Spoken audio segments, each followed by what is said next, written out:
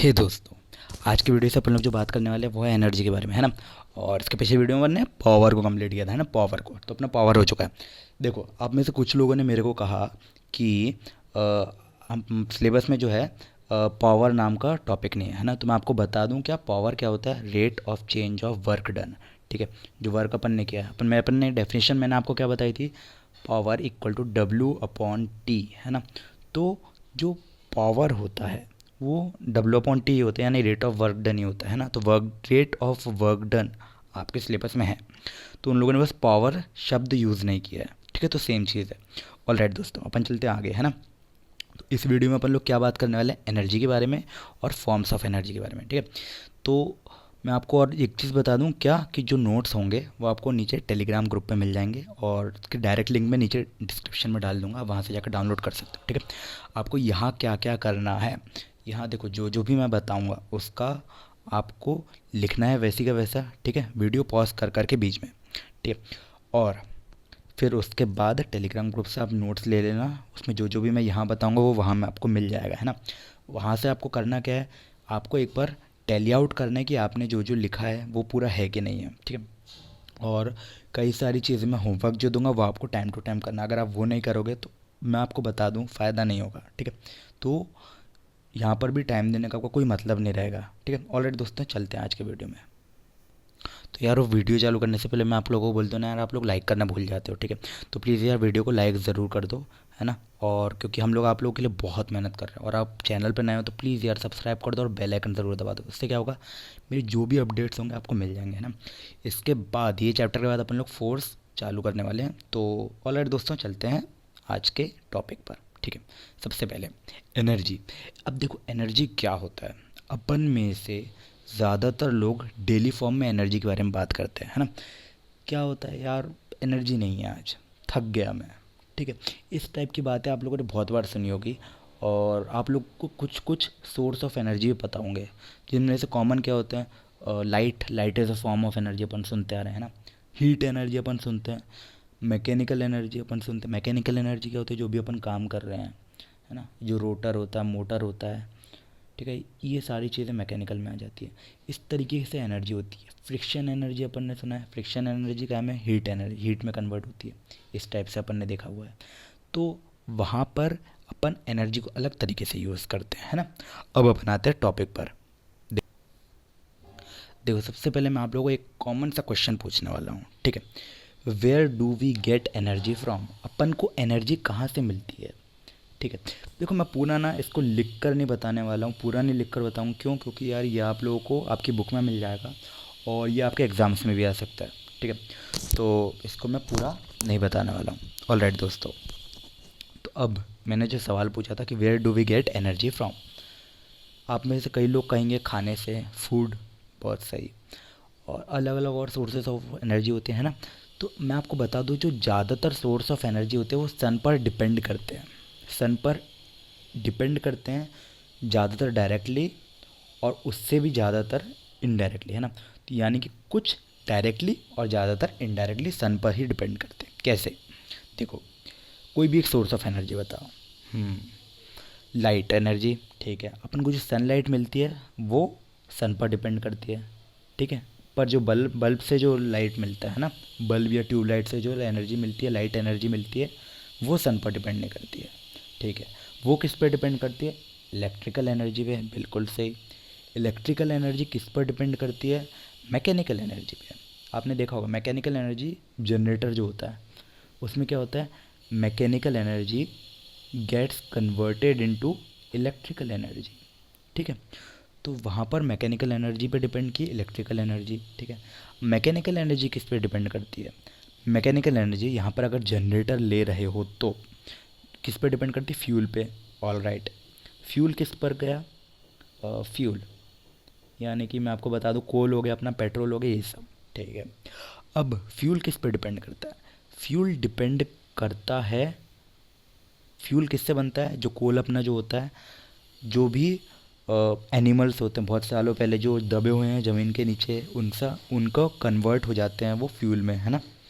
अब एनिमल्स पे हो गया। अब एनिमल्स पे बात किस पे आई, एनिमल्स दो तरीके के होते हैं, या तो जो डायरेक्ट प्लांट्स को खाते हैं, या फिर जो दूसरे एनिमल्स को खाते हैं, जो प्लांट्स को खाते हैं, है ना। तो डायरेक्टली दोनों प्लांट्स पर ही डिपेंड है, ठीक है। तो यानी कि प्लांट्स पर पहुंचा।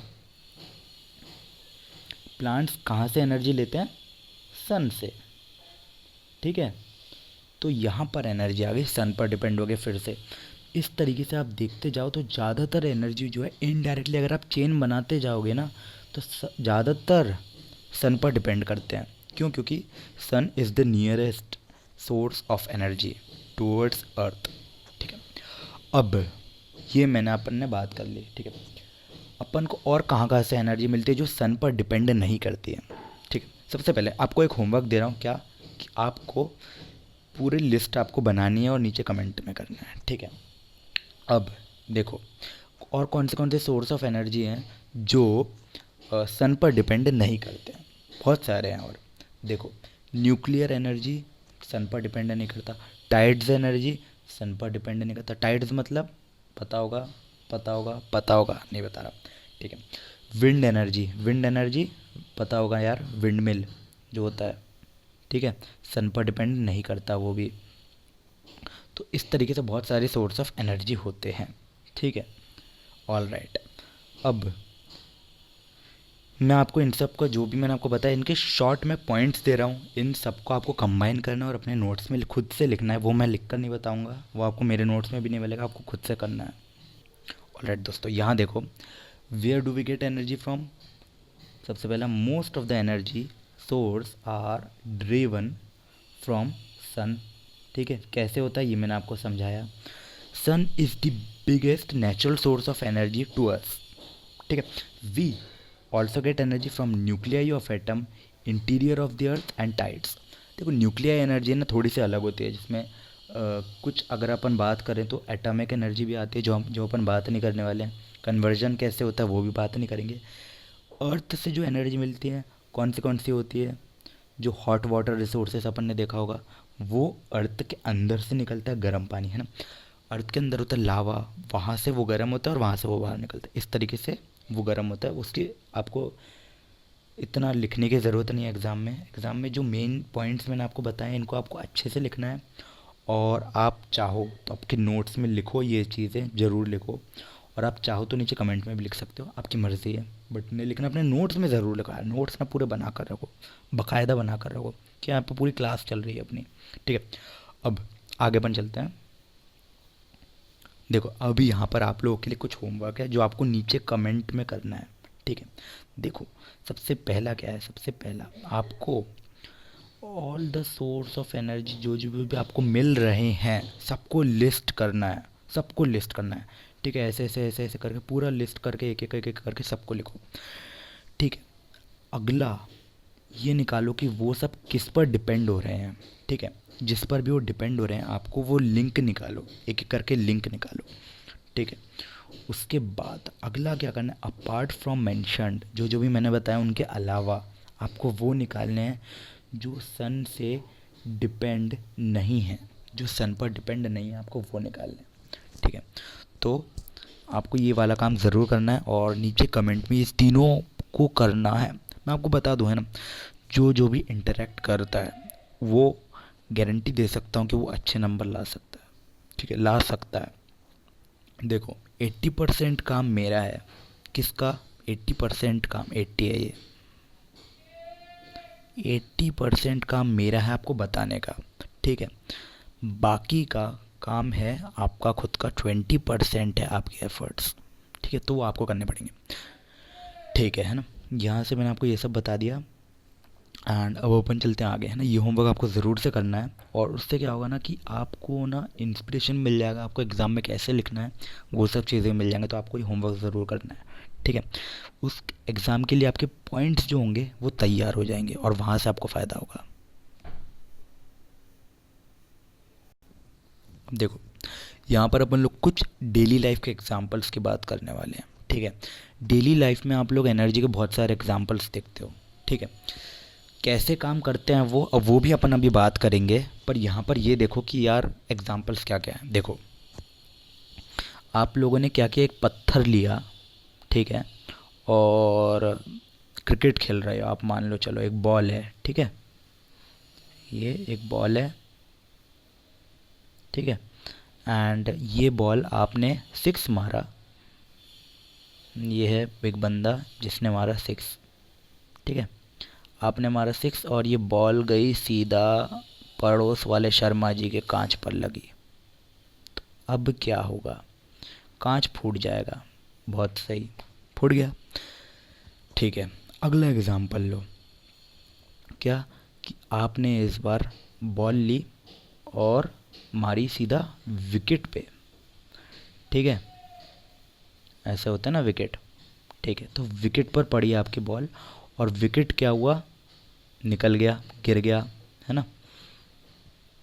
इसको ऐसा बना देता हूँ मैं, ठीक है, तो विकेट निकल के गिर गया या फिर दूर फेंका गया, ठीक है, ठीक है भैया। अगला एग्जाम्पल लेता हूँ मैं, देखो आप लोगों ने देखा होगा कि जो झरना होता है, झरने से पानी कैसे गिरता है? कहीं ऊपर की जगह से वाटर आता है और क्या होता है, वाटर नीचे गिरता है ना। वो हाइट के कारण गिरता है, अपन को ये पता है, ठीक है। आप में से कई लोग का होगा ग्रेविटी के कारण, और ये सब तो एक ही बात है। उसमें कुछ एनर्जी स्टोर्ड है, मैं आपको ये बताना चाह रहा हूँ, है ना। तो वो हो गया अपना एक अगला एग्जाम्पल, ठीक है। उसका अगला एग्जाम्पल क्या होगा? और एग्जाम्पल जो होते हैं, एक हथौड़ा है, ठीक है, हथौड़ा है ऐसा, ठीक है, हथौड़ा है, ये एक खील पर या फिर नेल पर लगता है और क्या होता है, जैसे ही ये लगता है, जैसे ये लगता है फिर क्या हो जाता है, ये जो है बिल्कुल अंदर तक लग जाती है, ये नेल बिल्कुल अंदर तक धंस जाती है। तो ये हो गया अपना अगला एग्जाम्पल, ठीक है। कैसे काम करते हैं ये सब अपन अभी बात करेंगे, ठीक है। मैंने आपको यहाँ पर कुछ एग्जाम्पल्स बताए, अब अपन इन पे बात करेंगे कि कैसे काम करते हैं। अब अपन यहाँ पर ये बात करने वाले हैं कि how does an object with energy do work, ठीक है दोस्तों। मेरे यहाँ पे थोड़ा कंस्ट्रक्शन का काम चल रहा है, तो अगर आपको कुछ आवाज़ आए तो प्लीज़ बॉदर मत करना, ऑल राइट। तो अब ये बताओ कि कोई भी ऑब्जेक्ट कैसे काम करता है, ठीक है। देखो, जिस भी ऑब्जेक्ट के पास थोड़ी भी एनर्जी होती है वो काम कर सकता है, उसके पास अंदर कैपेसिटी होती है काम करने की, ठीक है। अब क्या होता है कि जब वो ऑब्जेक्ट जब वो ऑब्जेक्ट किसी दूसरे ऑब्जेक्ट को हिट करता है तो क्या होता है, उसके पास कैपेसिटी होती है एनर्जी ट्रांसफ़र करने की, ठीक है। वो एक ऑब्जेक्ट से दूसरे ऑब्जेक्ट में एनर्जी ट्रांसफ़र होती है और वो ऑब्जेक्ट हट जाता है या फिर निकल जाता है, ठीक है। इसी तरीके से काम होता है। देखो कैसे हुआ ये मैं अभी आपको बताता हूँ।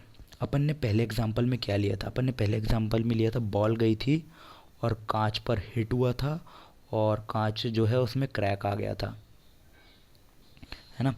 तो ये था पहला एग्जांपल। तो क्या हुआ था, एनर्जी बॉल के पास थी। कौन सी एनर्जी थी? तेज़ी से जा रही थी वो। तो टर्म पे आप अभी ध्यान मत देना, अभी मैं आपको बताऊंगा तब आपको समझ में आ जाएगा। वो होती है काइनेटिक एनर्जी, ठीक है। मोशन के कारण जो होती है वो काइनेटिक एनर्जी होती है, अभी मैं आपको बताऊंगा, आ जाएगा। अभी आप बस ये ध्यान दो कि वो काइनेटिक एनर्जी थी, उसके पास एनर्जी थी कुछ, इतना ध्यान रखो। जब वो टकराई कुछ एनर्जी हीट में गई होगी, कुछ एनर्जी उसमें लगी और वो कोलैप्स हो गया, ठीक है। तो यहाँ पर एनर्जी का ट्रांसफॉर्मेशन हुआ, ठीक है। अगला एग्जाम्पल क्या था अपना? अगला एग्जाम्पल था बॉल विकेट पर लगी थी, ठीक है। बॉल विकेट पर लगी थी और विकेट उड़ गए थे, ठीक है।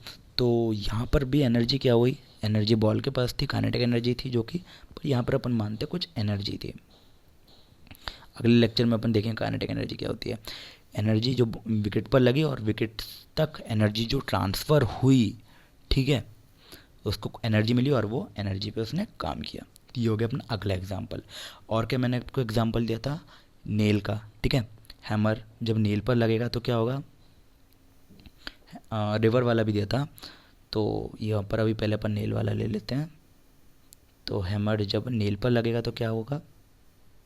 हैमर के पास कुछ एनर्जी है, अपन तेज़ी से उसको, अपन आपने देखा होगा जब अपन तेज़ी से अपन पीछे लेकर जाते हैं, फिर अपन हथौड़ा मारते हैं। ठीक है, क्या होता है ना, अपन को पीछे तेज ले जाना पड़ता है, फिर अपन आगे लेकर आते हैं। है कि नहीं, है कि नहीं, है कि नहीं, है कि नहीं, है ना। तो अपन उसको कुछ एनर्जी ट्रांसफ़र करते हैं, वो एनर्जी वो नेल को ट्रांसफ़र करता है और वो वर्क करता है। ठीक है, तो यहाँ पर एनर्जी ट्रांसफॉर्मेशन ही हो रहा है। ट्रांसफ़र किससे हो रहा है, अपन से, अपने हाथ से लेकर के पहले हैमर में गया, वो हैमर ने से ट्रांसफ़र हुआ नेल पर, तो ये हुआ वर्क यहाँ पर।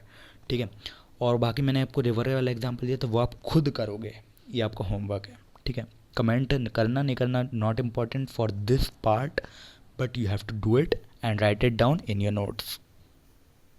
अब इसी चीज़ का जो मैंने आपको समझाया, ठीक है, इसकी थ्योरी लिखो।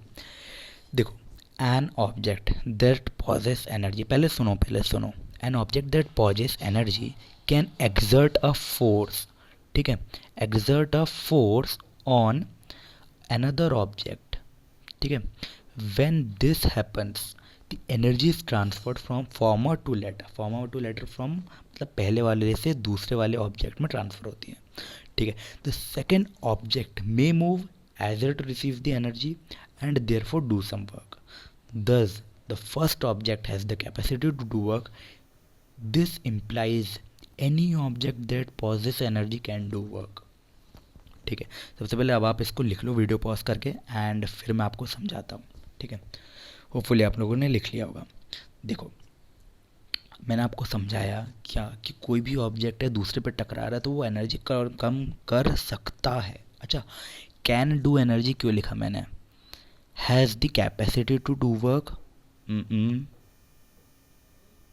और may move as it receives the energy and therefore do some work. The second object may move.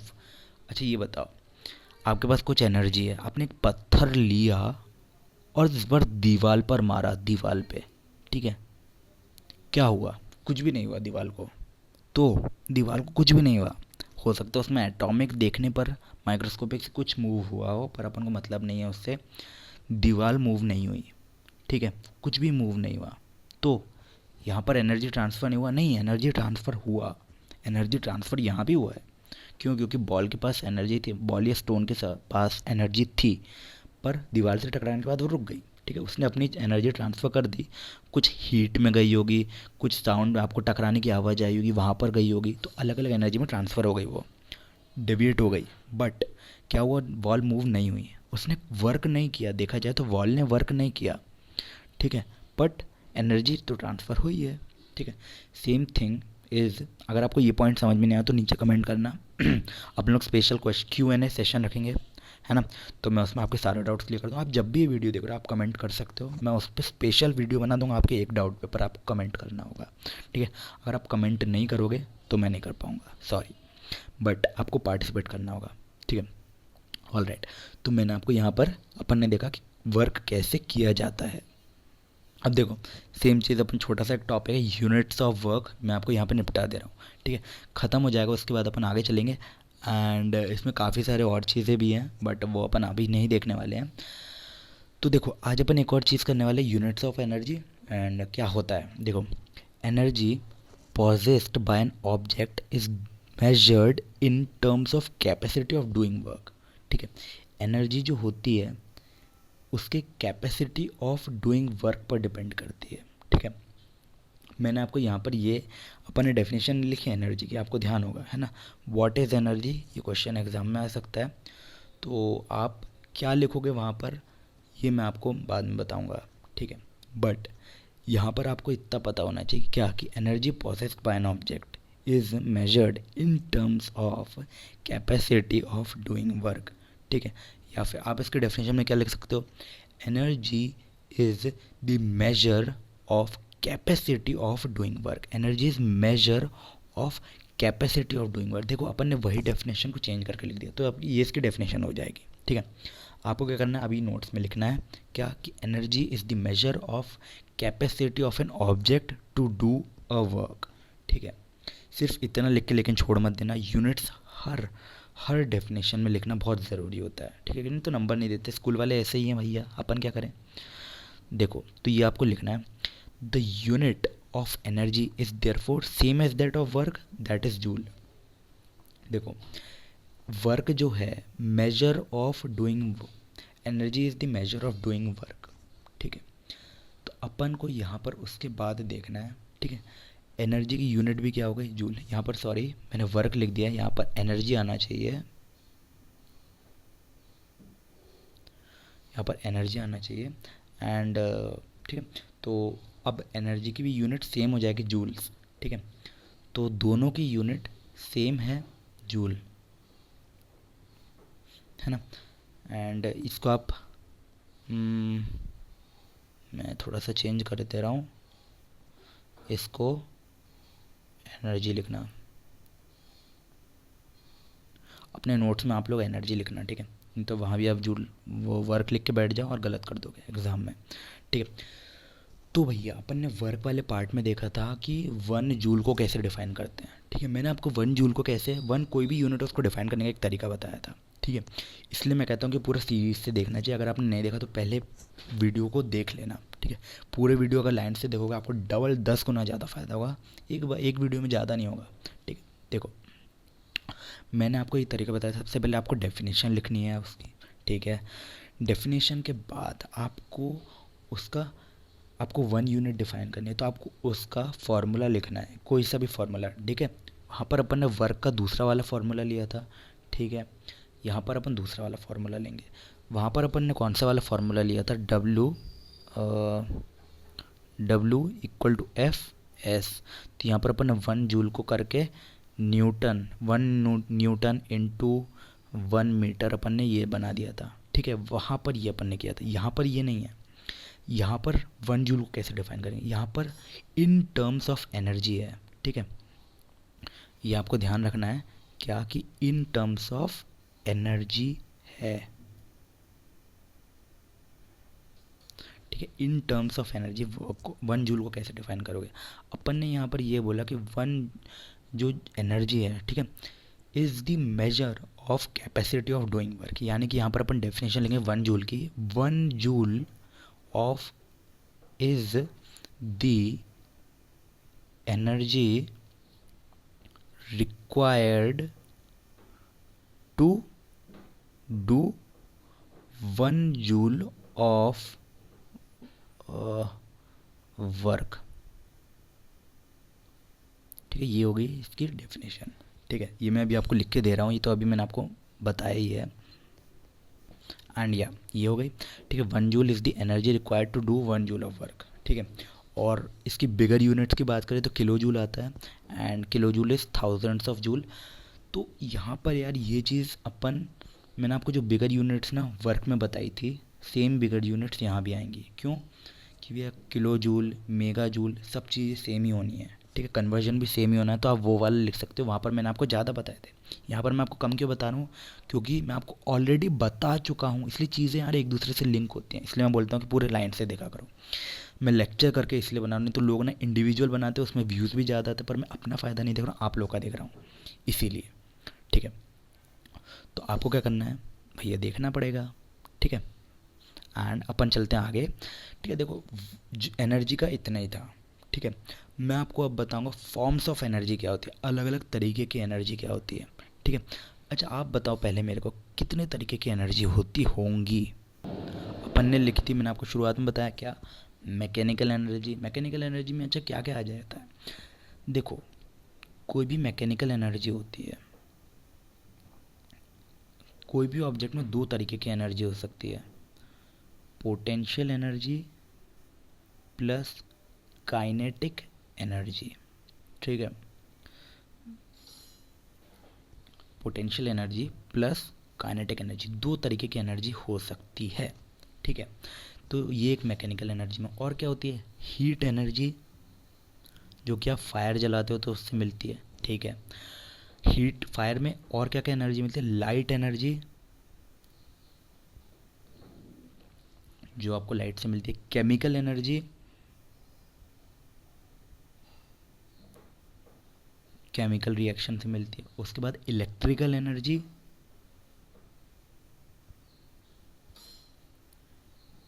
और भी बहुत सारी होती हैं, बट अपन यहाँ पे एटॉमिक एनर्जी भी होती है, टाइडल एनर्जी, विंड एनर्जी, ये सब भी होती है। बट यहाँ पर अपन ने ये बात करी क्या बेसिक फॉर्म्स ऑफ एनर्जी की, ठीक है। क्योंकि देखो विंड एनर्जी होती है, wind energy ultimately electrical energy में कन्वर्ट होती है, ठीक है। उसका कुछ फॉर्म हीट एनर्जी में जनरेट होता है, ठीक है। फायर होती है, ये बेसिक फॉर्म्स ऑफ एनर्जी है, ठीक है। फायर जो होती है, मैं कलर यहाँ पे दूसरा कर देता हूँ। फायर जो होती है, फायर से क्या क्या एनर्जी निकलती है, हीट एनर्जी और लाइट एनर्जी निकलती है। बिल्कुल सही, बहुत अच्छी बात है। और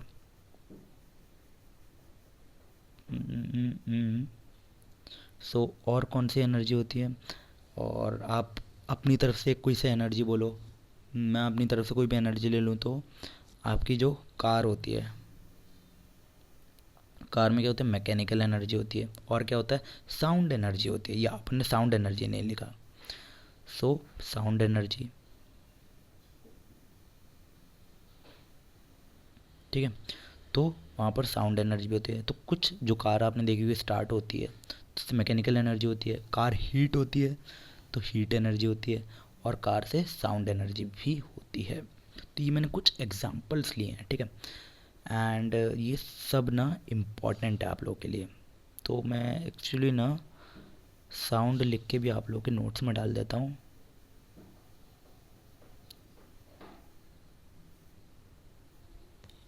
सही है, दे यू गो। तो ये सब अपन ने यहाँ पर बात कर ली फॉर्म्स ऑफ एनर्जी। अब इसके सबकी मैं आपको थ्योरी दे रहा हूँ एंड फिर आज का सेशन अपन वाइंड अप कर।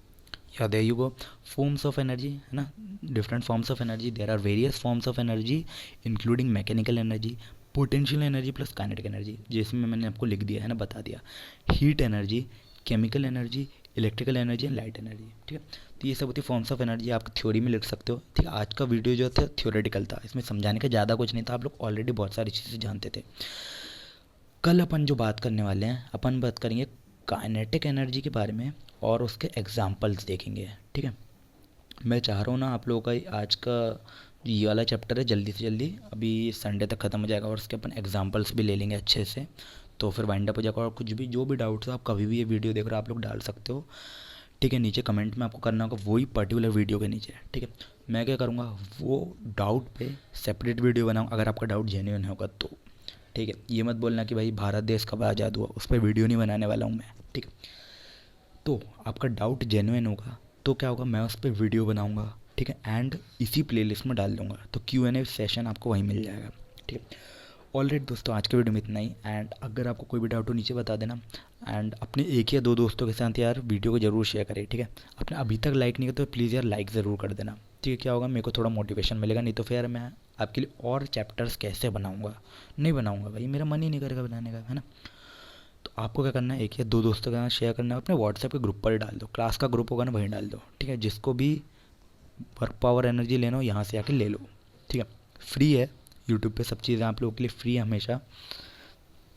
एंड सो ऑल्सो दोस्तों आप टेलीग्राम ग्रुप ज़रूर ज्वाइन कर लेना। तो टेलीग्राम ग्रुप आप ज्वाइन कर लोगे तो क्या होगा ना, आपको पूरी अपडेट्स मिलती रहेंगी। तो ये तो यार एक वीडियो था, ठीक है। इस टॉपिक से आपके चैप्टर से रिलेटेड पूरे वीडियोस जितना भी अपडेट होगा ना सब कुछ मिलता रहेगा, ठीक है, आपको हमारे टेलीग्राम ग्रुप पे। तो आपको क्या करना है, सिंपल नीचे लिंक दी हुई है, आपको बस लिंक पे क्लिक करना है एंड आपको सिर्फ और सिर्फ टेलीग्राम ग्रुप को ज्वाइन करना है, ठीक है। उससे क्या होगा, आपको पूरी अपडेट्स मिलते रहेंगे एंड आपको बहुत फ़ायदा होने वाला है। ऑलराइट दोस्तों आज के वीडियो में इतना, अपने सेशन को वाइंड अप करते हैं। ऑलराइट दोस्तों, bye bye for now, see you in the next video.